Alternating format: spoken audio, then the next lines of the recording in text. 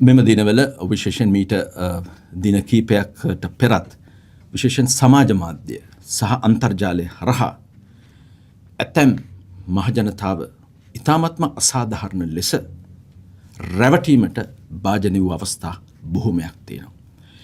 විශේෂයෙන් 2025 වසරේ අපරාධ පරීක්ෂණ දෙපාර්තමේන්තුවට සහ සයිබර් ක්‍රයිම්ස් එහෙම නැත්නම් පරිගණක අපරාධ විමර්ශන කාර්යාංශයට ලැබුණු පැමිණිලි ඉතාමත් අධික ලෙස උත්සන්න වෙලා වැඩි වෙලා තියෙනවා.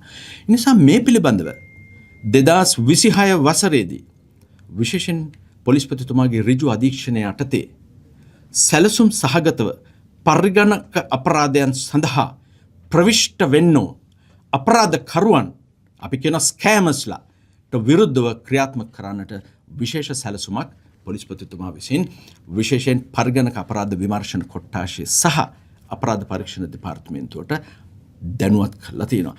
2025 වසරේදී 1800 ගණනකට ආසන්න ප්‍රමාණයක් මූල්‍ය වංචා පරිගණක ඇසුරෙන් මූල්‍ය වංචාවලට හසු පැමිණිලි අපිට ලැබිලා තියෙනවා. අපිට හැකියාව ලැබිලා තියෙනවා. එහිදී 412 දෙනෙකු අත්අඩංගුවටගෙන ඉදිරි විමර්ශන කටයුතු කරන්න. ඒ වගේම 2024 වසරේදී 1528ක පැමිණිලි රාශියක් ලැබිලා තියෙනවා. එහිදී 312 දෙනෙක් අපි අත්අඩංගුවට අරගෙන තියෙනවා. නිසා අපේ විශේෂයෙන් පණිවිඩයක් අපි ලබා දිය යුතුයි. මෙම සමාජ මාධ්‍ය හරහා විශේෂයෙන් ඔබගේ දුරකථන අංකය, ඔබගේ පුද්ගලික තොරතුරු, ඒ වගේම බැංකු තොරතුරු, එහෙම නැත්නම් මුරපදයන්, OTP අංකයන් ඔබව ඊටාම සූක්ෂම ලෙස රවටා ඔබගෙන් අරගෙන ඔබ ඊටාමත්ම අමාරුවෙන් හම්බ කරගත් මුදල් එක නිමේෂයකින් දූෂිතයෙකුට එහෙම නැත්නම් අපරාධයකට දීම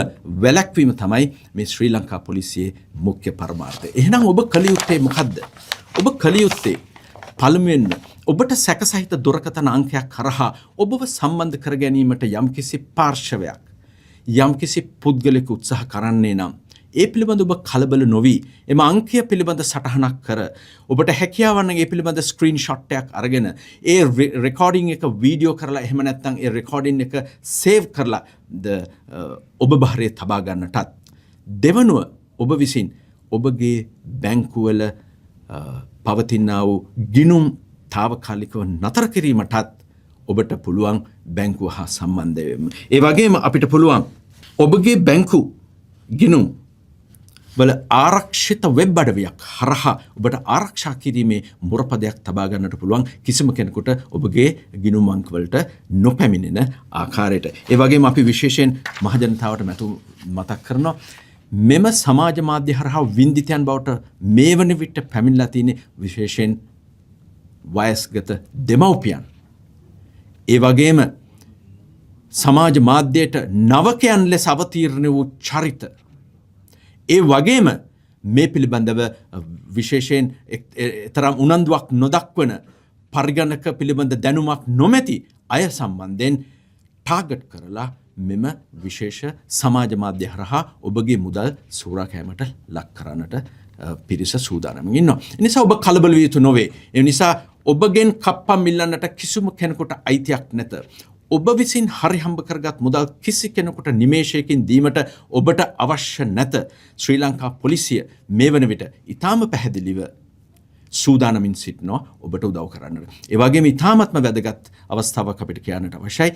පොලිස් විසින් විශේෂයෙන් පොලිස් නිල ඇඳුම හැඳගත් පොලිස් නිලධාරීන් යයි හඟවමින් ඒ වගේම ඔබට වීඩියෝ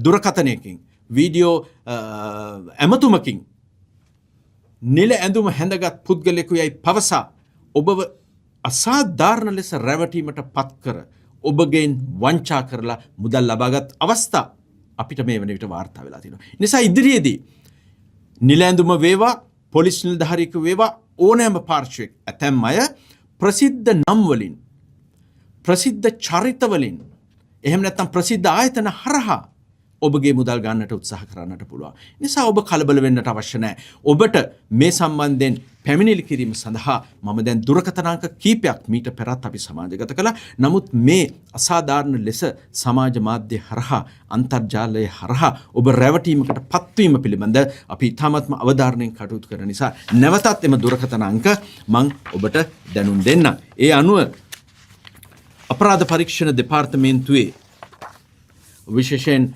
සහකාර පොලිස් අධිකාරිවරුගේ දුරකථන අංකය මම ඔබට දැන් නැවතත් සමාජගත කරනවා 071 859යි 2918 මම නැවතත් ඒ අංකය කියන්නම් 071 859යි 2918 ඒ වගේම පොලිස් පරීක්ෂක මහත්මයෙකුගේ නමක් අංකයක් මම දෙන්නම් 071 859යි 4920. එම නිසා මේක අසා සිටින අම්මා කෙනෙකු තාත්තා කෙනෙකු තරුණියකු එම නැත්නම් වැඩිහිටියෙකු ඉදිරියේදී ඔබ මූල්‍ය අපරාධවලට රැවටීමකට ලක් නොවන බව අපි තරයේ විශ්වාස කරනවා. නීතිය ක්‍රියාත්මක කිරීම සඳහා අපි සූදානමින් සිටිනවා.